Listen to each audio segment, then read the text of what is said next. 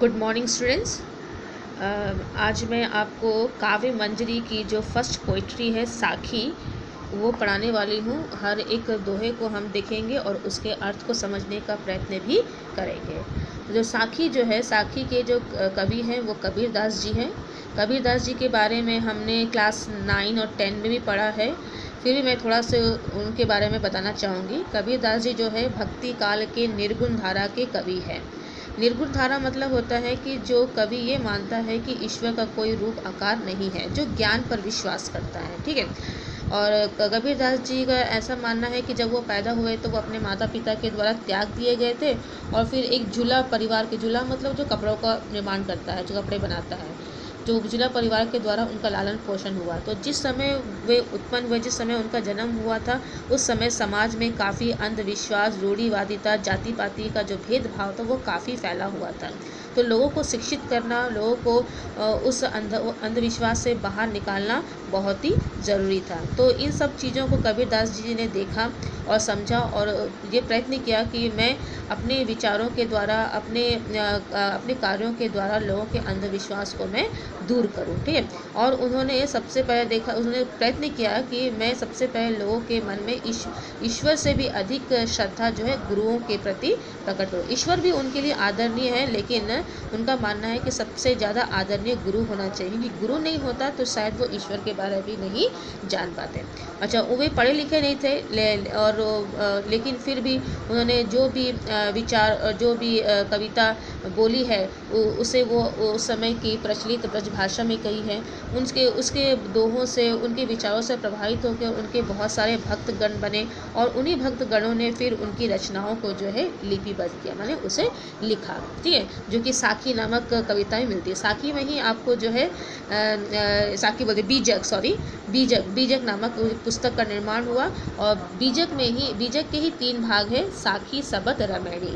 तो उसका जो पहला भाग है साखी, वही हम यहाँ पर पढ़ रहे हैं। साखी में बहुत सारे भाग हैं। एक भाग आपने क्लास 10 में पढ़ा है, अब ये इसका दूसरा भाग है जिसमें आप दूसरे दोहों को पढ़ेंगे। तो और उन्होंने जो है सदुकड़ी या पंचमेली भाषा या आपको खिचड़ी भाषा ही बोल सकते हैं, उसका प्रयोग किया है, क्योंकि उन्होंने केवल ब्रज भाषा ही नहीं बल्कि अरबी, फारसी, उर्दू, ये सब भाषा के शब्दों का भी जो है उपयोग जो है अपनी कविताओं में किया है। ठीक है। तो देख लेते हैं कि कबीर दास जी यहाँ इस दोहे के माध्यम से हमें क्या समझाना चाहते हैं। तो उनकी जो कविताएँ हैं नीति परक होती है, जो नीति मैंने जो हमको एक कुछ शिक्षा देती है, ऐसी कविताएँ होती हैं। और साखी का मतलब भी होता है शिक्षा देना, किसी को कुछ सिखाना। ठीक है।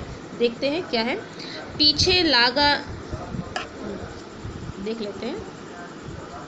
पीछे लागा जाई था लोक वेद के साथी, आगे थे सतगुरु मिलिया दीपक दिया हाथी। तो पीछे लागा जाई था, पीछे लागा मीन्स लगा रहना, जाई था मतलब जाना, लोक मतलब दुनिया, संसार को बोला गया है, वेद मतलब जो वेद पुराण होते हैं, जो हमारे पौराणिक ग्रंथ होते हैं उनको बोला गया है, साथी मतलब उसके साथ ही। ठीक है। आगे मीन्स आगे, सतगुरु माने सच्चा गुरु, मिलिया मतलब मिलना, दीपक दिया हाथी, हाथी मीन्स हाथ। ठीक है। हाथी मीन्स यहाँ पर एलिफेंट नहीं है, यहाँ पर हाथी मीन्स हाथ। तो कबीरदास जी क्या बोलना चाह रहे हैं इस दोहों के माध्यम से, कि कबीरदास जी बोलना चाहते हैं कि मैं जो संसार के द्वारा दिए गया जो ज्ञान, मैंने संसार के द्वारा हम बहुत सारा सीखते हैं, तो संसार के द्वारा दिया गया जो ज्ञान है और जो वेद पुराण मैंने पढ़ा उसके द्वारा दिया गया जो ज्ञान है, उसी ज्ञान को साथ में लेकर जो है मैं उसी के पीछे पीछे चला जा रहा था। और मैं ये सोच रहा था कि संसार के द्वारा दिया गया ज्ञान, वेदों के द्वारा प्राप्त किया ज्ञान को पाकर ही मैं इस समुद्र या भवसागर जैसे जीवन को पार कर पा लूँगा। ठीक है। मैं उसे पार कर लूँगा। लेकिन जैसे ही वह अपने पथ पर आगे बढ़ रहे थे तभी उनके कौन मिला, आगे थे सब। तो जैसे ही वह पथ पर आगे बढ़ रहे थे तो उन्हें रास्ते में उनका सच्चा गुरु मिला और उस सच्चे गुरु ने उनके हाथ में एक ज्ञान रूपी दीपक को रख दिया। दीपक क्या करता है, दीपक जहाँ भी जाता है वो अपने प्रकाश के द्वारा सबके मन में प्रकाश को फैलाता है। तो यहाँ पर जो है ज्ञान का प्रकाश जो है गुरु के द्वारा फैलाया गया। गुरु ने कबीरदास जी को बोल रहे हैं गुरु ने उनको बताया कि लोग संसार के ज्ञान और वेदों को ज्ञान के द्वारा प्राप्त कर ज्ञान को लेकर तो तुम आगे बढ़ रहे हो, लेकिन सबसे बड़ा ज्ञान यह है कि तुम्हें ईश्वर की भक्ति को प्राप्त करना है। तो तुम्हें जो है अपने अंदर ज्ञान का विकास करना होगा। उनके द्वारा बताई गई जो बातें हैं उसकी वास्तविकता को तुम्हें समझना होगा। मैंने वेदों और लोगों के जो पुराणों में जो बातें लिखी उसकी वास्तविकता को तुम्हें समझना पड़ेगा। इस तरह गुरु ने उन्हें सच्चा ज्ञान दिया और फिर वो उस सच्चे ज्ञान के द्वारा ही जो है वो अपने ईश्वर तक पहुंचने के मार्ग को वो स्पष्ट कर पाए और उन तक वो पहुंच पाए। आई होप कि आपको समझ में आ रहा होगा।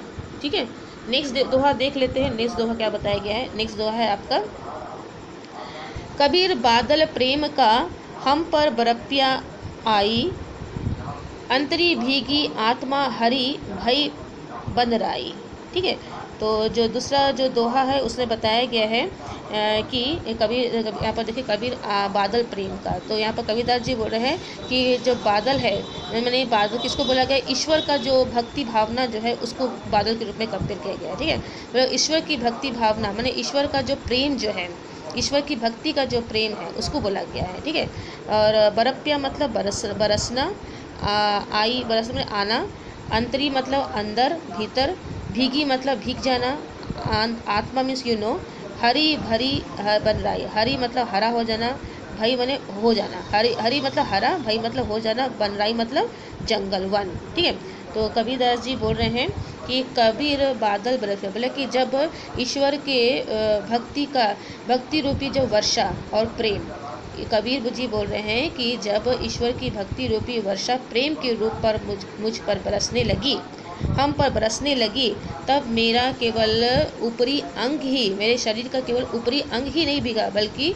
उस भक्ति रूपी प्रेम ने मेरे अंतर आत्मा को भी भिगा दिया। ठीक है, हरी भई बन रहा है, और मेरा शरीर जो है, जिस तरह से जब वर्षा होती है तो चारों तरफ हरियाली फैल जाती है, पेड़ पौधों में ही पीछे नई जान आ जाती है, उसी तरह से जब वो प्रेम रूपी वर्षा जो है, प्रेम रूपी ईश्वर के प्रेम, भक्ति रूपी प्रेम का वर्षा जब मेरे ऊपर बरसा, तो मेरी अंतर आत्मा भी जो है हरी हरी हो गई, हरे हरे वनों की तरह जो है प्रसन्न होकर खिल उठी। मैंने मुझे ईश्वर की भक्ति की प्राप्ति होने से मेरा मन जो है अंदर तक प्रसन्न हो उठा।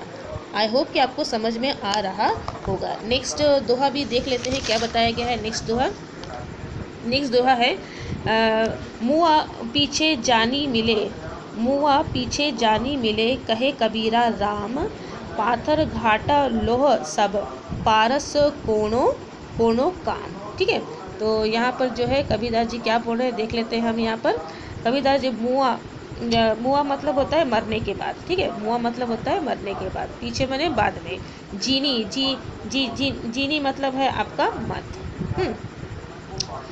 मिले मैंने कुछ भी चीज़ मिलना, कहे कबीरा राम, पाथर मीन्स पत्थर, घाटा मतलब होता है हानि, लौह मतलब लोहा, पारस जो है एक तरह का पत्थर होता है जिसमें हम सोने की परख करते हैं। ठीक है, सोने की परख उसमें किया जाता है, उसको ही जो है हम लोग पारस, कोनो काम, कोनो माने कोई भी नहीं काम।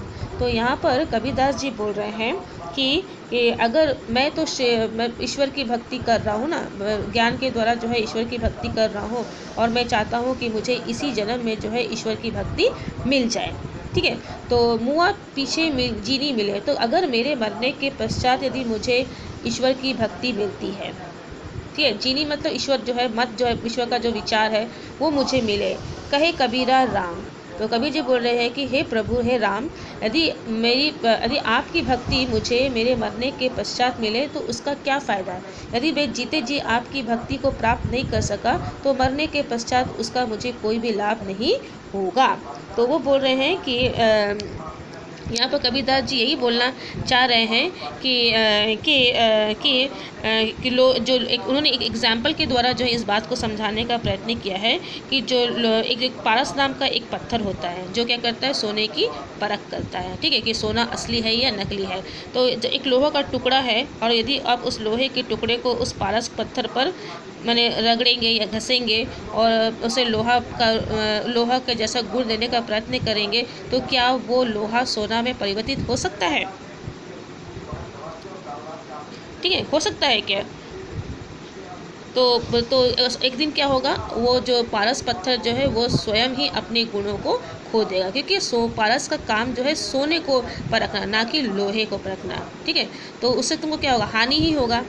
ठीक है, पारस जो पत्थर यदि वो अपने गुणों को खो देता है तो तुमको उससे हानि ही होगी, कि लोहा के नष्ट हो जाने के बाद जो है पत्थर का कोई भी काम नहीं रहेगा। लोहा जो तुम पारस पत्थर पर तुम लोहे को रगड़ते रहोगे, लेकिन लोहा नष्ट हो जाएगा, ख़त्म हो जाएगा, लेकिन फिर भी उसमें सोने का गुण नहीं आ सकेगा। ठीक है, तो उसमें उस कहने का मतलब है कि समय रहते यदि तुमको कोई किसी वस्तु की प्राप्ति नहीं होती है तो बाद में उसका कोई मूल्य नहीं रह जाता। तो कबीरदास जी यही बोलना चाह रहे हैं कि यदि मैं यदि ईश्वर की भक्ति या मुझे यदि ईश्वर की भक्ति मेरे जीवित रहते ही मुझे मिल जाए तो वही अच्छा होगा। मरने के पश्चात तो फिर मैं उसे तो मैं ग्रहण ही नहीं कर पाऊँगा।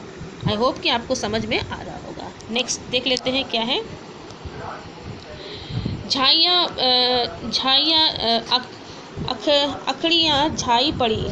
अखड़ियाँ मतलब होता है आँख। ठीक है, अखड़ियाँ झाई पड़ी, पथ निहारी निहारी, जिबिया छाला पड़िया, राम पुकारी पुकारी। वेरी इजी, आपको खुद ही समझ में आ रहा होगा। अखड़ियाँ मतलब होता है आँखें, झाई मतलब झाई पड़ जाना, खराबी हो जाना उसमें, पथ मने रास्ता, निहारी मने देखते देखते, जिबिया मतलब जीभ, छाला पड़िया छाला पड़ जाते हैं ना जीभ में, उसको बोला गया राम पुकारी पुकारी।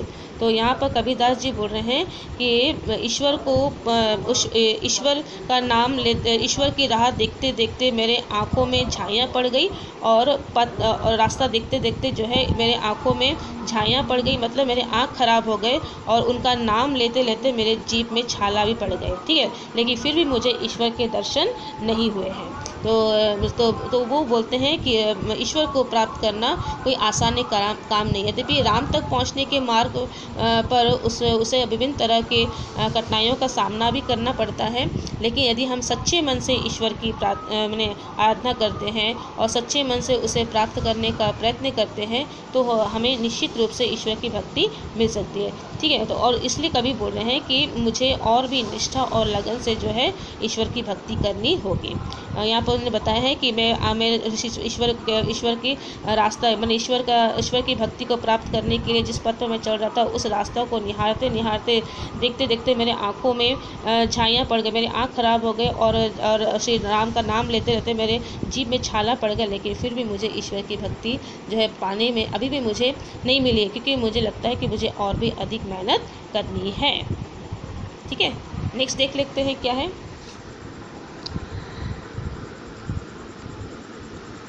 जो रोऊं तो बल घटे, हंसों तो राम रिसाई, मन ही माही बिसुरिया, जो घून काट ही खाई। तो यहाँ पर जो रो मतलब रोना, बल मतलब ताकत, घटे मतलब घटना कम हो जाना, हंसो तो राम रिसाई, रिसाई मतलब नाराज होना, मन ही माने मन में, माही मतलब मुझे, बिसुरना मतलब होता है चिंता करना। ठीक है, ज्यो माने जैसा, घून मतलब होता है घून मतलब एक तरह कीड़ा नहीं जो लकड़ियों को खा लेता है, काटही मतलब लकड़ी और खाई में खाना, एक तरह कीड़ा होता है, लकड़ी का कीड़ा होता है जिसको दीमक बोलते हैं, वो उसको यहाँ पर बोला गया है। ठीक है, तो यहाँ पर कबीरदास जी बोल रहे हैं कि यदि मैं रोता हूँ तो मेरी शक्ति जो है नष्ट हो जाती है।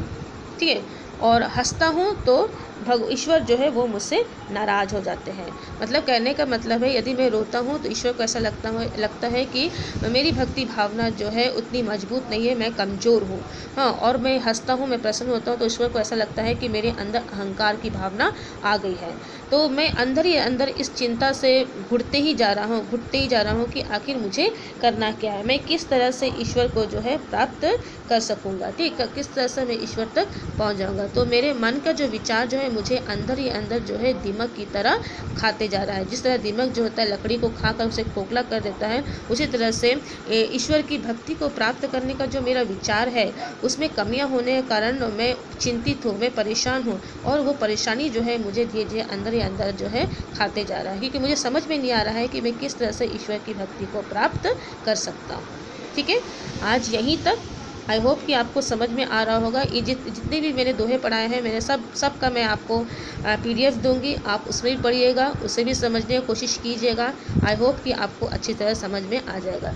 और देन इसके बाद भी यदि आपको कोई प्रॉब्लम होती है तो आप मुझे बताइएगा। Thank you.